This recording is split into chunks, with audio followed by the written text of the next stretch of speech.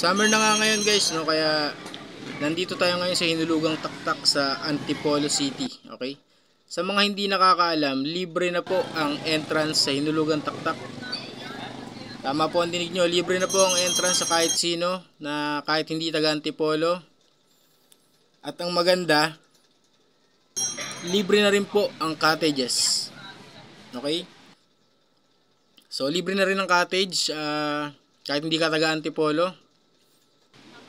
Kung gusto niyo pumasyal dito sa Hinulugang Taktak, wala na kayong babayaran, no? Siyempre, pero kailangan agahan nyo pa rin kasi yung mga parking.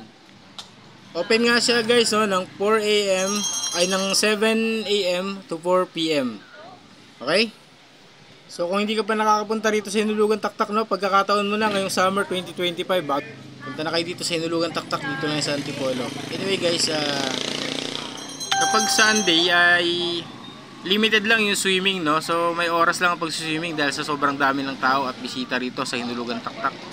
At pag Monday naman ay may maintenance, no? So hindi natin alam kung sarado, pero mas maganda kung Tuesday na kayo magpunta, okay? Weekdays Tuesday to Friday hanggang Saturday and Sunday. Kaya ano pang inaantay mo? Di isama mo na yung mga tropa mo. Syempre, mas importante kung ang pamilya mo isasama mo rin.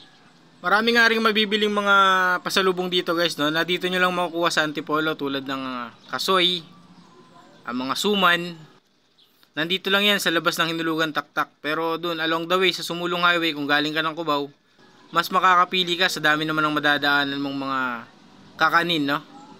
Ito naman yung bilihan ng mga pasalubong guys sa Sumulong Highway, no? Ito naman guys yung mga swimming pool ng Hinulugang Taktak, no? Check nyo, no? So yun, ang ganda. Napakalinis.